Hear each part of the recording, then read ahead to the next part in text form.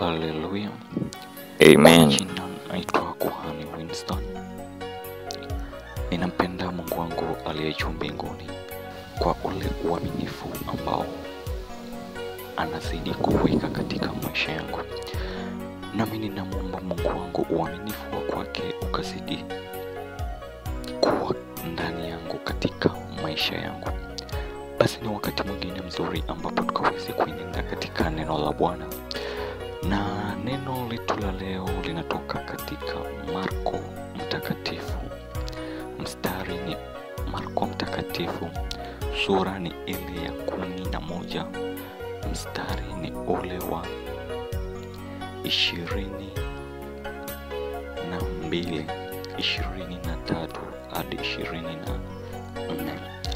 Marko Mtakatifu sura ya 11 mstari wa 22 hadi 24.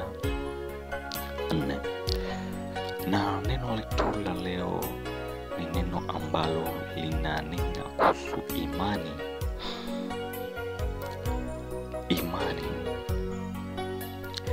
Imani ni roho ambayo huwa inakuwa na nguvu na inakuwa na matumaini kwa mwanadamu yeyote yule ambayo Mungu ameweza kuiweka katika maisha yake. Imani ni roho ambayo huwa ni roho ya matarajio ya kwamba niko na imani ya kwamba kitu fulani nitakipata, ama kitu fulani nikifanya hivi kitakuwa katika njia ambazo unapenda, kwa uaminifu wa kwake Mungu wetu aliye juu mbinguni.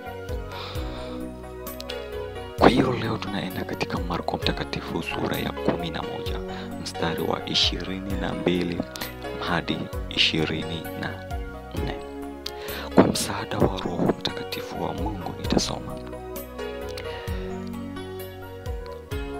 Marko Mtakatifu sura ya 11 mstari wa 22.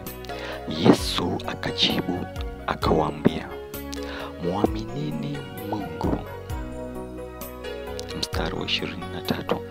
Amini nawaambia, yeyote atakayeuambia mlima huu ng'oka ukatupwe baharini, wala asione shaka moyoni mwake, ila aamini kwamba hayo asemayo yametukia, yatakuwa yake. Mstari wa 24. Kwa sababu hiyo nawaambia, yoyote myaombayo mkisali, aminini ya kwamba munayapokea, nayo yatakuwa yenu. Marko Mtakatifu sura ya 11 mstari ule wa 22 hadi 24. Yesu akajibu akamwambia, muaminini Mungu. Amini nawaambia, yeyote atakayeuambia mlima huu ng'oka ukatupwe baharini, wala asione shaka moyoni mwake, ila aamini kwamba hayo asemayo yametukia, yatakuwa yake. Kwa sababu hiyo nawaambia, yoyote myaombayo mkisali, aminini ya kwamba munayapokea, nayo yatakuwa yenu. Jina la Bwana lipewe sifa.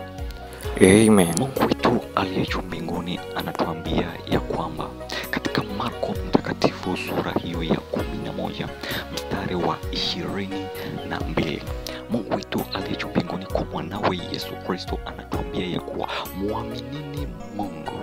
Kwa nini Mungu wetu aliye juu mbinguni anasema tukaweze kumwamini Mungu? Kwa sababu Mungu alishaweka uaminifu wake katika maisha yetu. Mungu aliweka uaminifu wake katika maisha yetu. Ndiposa kwa ule uaminifu ambao Mungu aliweka katika maisha yetu, akamtoa mwanawe Yesu Kristo. Uaminifu ambao Mungu aliweka katika maisha yetu ulimfanya Mungu aweze kumtoa mwanawe Yesu Kristo. ili kwa yale yote ambayo mwanadamu anapitia tunapoomba tukiomba kwa ule imani ambayo Mungu amekuwa nayo kwa jina la Yesu Kristo, tunaweza kuyapokea yale mambo ambayo tunamwomba Mungu. Jina la Bwana lipewe sifa. Amen. Kwa hiyo Mungu wetu aliye juu mbinguni anatuambia tukaweze kuwa na uaminifu katika maisha yetu ndani yake yeye Mungu aliye juu mbinguni. Ndiposa katika mstari huu wa 22 Mungu wetu aliye juu mbinguni ananena nasi kwa mwanawe Yesu Kristo akituambia muaminini Mungu. Jina la Bwana lipewe sifa.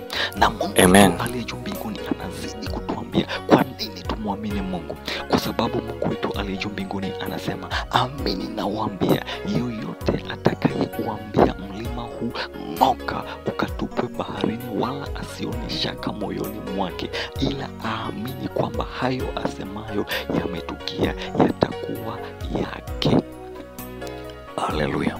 Amen. Kwa hiyo Mungu wetu aliye juu mbinguni anasema tukaweze kuwa na imani kwake, kwa sababu kwa imani yake ilibidi Mungu aweze kumtoa mwanawe Yesu Kristo, na kwa imani yake Mungu ni kwa sababu ya sisi wanadamu tukaweze kupata ukombozi na tukaweze kupata yale mambo ambayo tunahitaji kuomba kwa uaminifu kwa jina la Yesu Kristo, tukaweze kuyapata. Ndiposa Mungu anatuambia ya kwamba yoyote ambayo tutakayo kuwa tunamwomba Mungu na tukiamini, hata tukisema mlima huu ng'oka ukatupwe baharini, mlima ule utang'oka.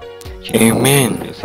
Na Mungu anasema ya kwamba tusiwe na shaka mioyoni mwetu, tusiwe na shaka moyoni mwetu, tusiwe na hofu moyoni mwetu, ama tusiogope kwamba mlima huu kweli ni mlima mgumu, lakini tusiwe na hofu, tusiwe na shaka, bali tuwe na imani ambayo Mungu anaiongea katika maisha yetu.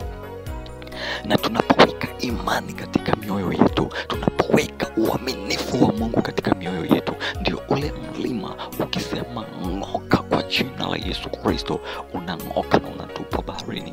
Na mlima inayoongelewa hapa si mlima Mount Kenya, Mount Kilimanjaro, ni mlima ambao ni matatizo ya mwanadamu katika maisha ya mwanadamu.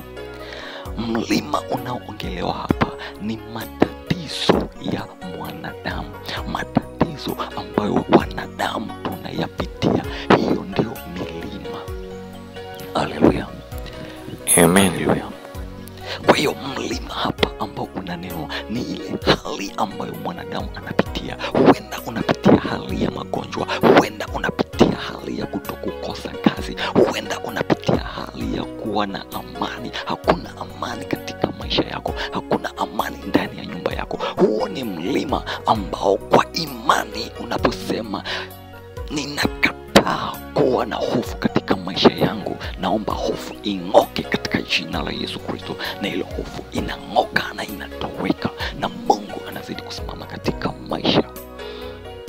Jina la Bwana lipewe sifa. Kwa hiyo mlima unaoongelewa hapa ni matatizo ya wanadamu ambayo wanapitia, ni matatizo ya wanadamu ambayo tunapitia. Jina la Bwana lipewe sifa.